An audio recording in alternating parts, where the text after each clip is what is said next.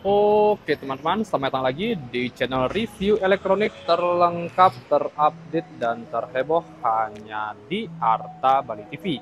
Jadi hari ini teman-teman ya, kita akan kembali lagi mereview salah satu soundbar dari Samsung di seri HWB 550. Sekedar info, ini merupakan seri soundbar 2.1 channel ya dari brand Samsung. Dan seperti biasa di sini kita akan mereview mulai dari segi tampilan dan fitur apa saja sih yang menjadi keunggulan dari soundbar Samsung ini. Dan nanti di akhir video kita akan spill harga dan kualitas suaranya teman-teman ya.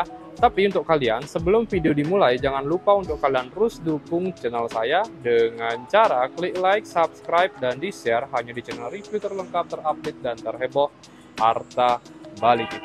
Tanpa basa-basi lagi, kita langsung saja ke penjelasan yang pertama. Oke, untuk pertama di sini kita bisa lihat inilah dia tampilan dari soundbar Samsung di seri HWB 550. Nah, dari segi fisik soundbar ini hanya mendapatkan dua item ya. Yang pertama itu adalah subwoofer dan yang satunya adalah center. Nah, untuk koneksi soundbar ini sudah menggunakan teknologi wireless ya. Jadi kalian tidak perlu menempatkan secara dekat antara subwoofer dan centernya. Kalian bisa taruh terpisah karena dia sudah memiliki dua kabel power dan terhubung dengan wireless ya, atau koneksi tanpa kabel. Bisa lihat tampilannya kurang lebih seperti ini. Nah, untuk teknologinya soundbar ini sudah menggunakan teknologi 2.1 channel dilengkapi dengan teknologi Dolby Audio dan dilengkapi teknologi DTS:X juga ya. Selain itu soundbar ini juga dilengkapi dengan fitur-fitur lainnya dan nanti kita akan jelaskan. Nah, yang pertama kita akan jelaskan dari build quality dari bagian senternya dulu. Nah, untuk build quality di bagian atasnya, soundbar ini dia menggunakan bahan plastik yang menurut saya sih lumayan premium ya. Dan untuk pelindung bagian depannya dia menggunakan bahan metal. Ada label Samsung di bagian sudut kirinya dan bentukan di bagian sampingnya kurang lebih seperti ini. Membentuk ujung seperti ini ya, kita bisa lihat.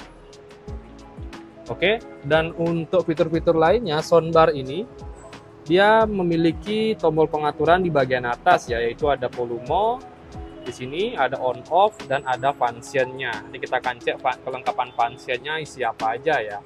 Nah, selain itu di bagian belakang dari soundbarnya kurang lebih seperti ini.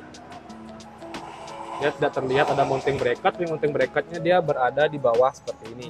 Dia menggunakan plit teman-teman ya, jadi bukan langsung dicantolin di bagian bodi. Oke, dan untuk inputnya di sini juga lumayan lengkap. Yang pertama itu ada satu USB, ada optical, dan untuk HDMI pun dia kurang lebih ada dua. Ada HDMI in dan ada HDMI out. Jadi sudah lengkap sekali. Dan kabel powernya di sini coba kita cek, dia sudah menggunakan kabel power yang plug and play. Jadi kalau rusak pun sangat mudah untuk diganti. Fitur-fiturnya di sini sudah dijelaskan, sudah bisa membaca file DTS:X dan DTS buat dual channel dan sudah support dengan Dolby Audio. Jadi sudah sangat oke sekali ya. Dan tampilan bagian bawahnya kurang lebih seperti ini. Kita bisa lihat. Oke, kita bisa lihat. Dan untuk konsumsi listrik dari soundbar Samsung ini kurang lebih konsumsinya di kisaran 25 watt ya. Jadi lumayan hemat sekali. Kita bisa lihat.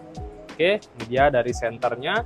Dan untuk kabel power di bagian senternya dia terdapat adaptor seperti ini. Jadi ini menghambat juga ya, mungkin ada aliran listrik arus pendek. Ini juga melindungi dari soundbarnya.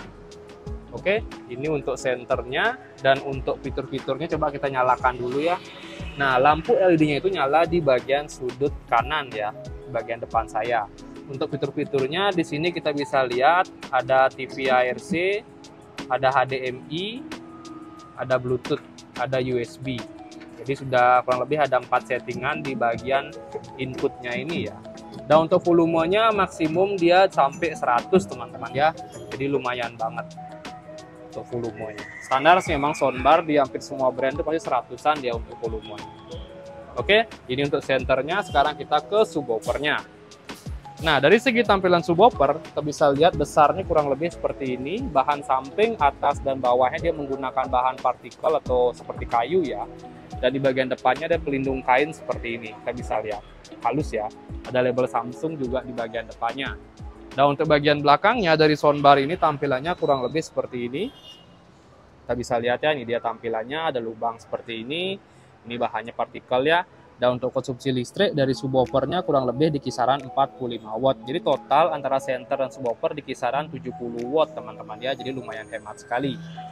Kabel powernya di sini sudah plug and play, warna biru ini artinya dia sudah terkoneksi dengan senternya. Oke, di sini dia bisa di set juga kalau seandainya dia firingnya terganggu, kalian bisa tekan untuk firing ulang ke bagian senternya. Oke, jadi kurang lebih aja sih untuk penjelasan. Dan untuk powernya teman-teman ya, lupa saya jelaskan, dia sudah kira-kira power suara outputnya di kisaran 410 watt RMS, jadi bukan listrik ya untuk kekuatan suaranya. Oke, dan untuk garansinya kurang lebih setahun ya, resmi dari brand Samsung. Nah sekarang kita akan tes kualitas suara dari soundbar Samsung ini. Sip, langsung saja kita mulai. Oke, jadi langsung saja kita tes untuk kualitas audio dari soundbar Samsung ini.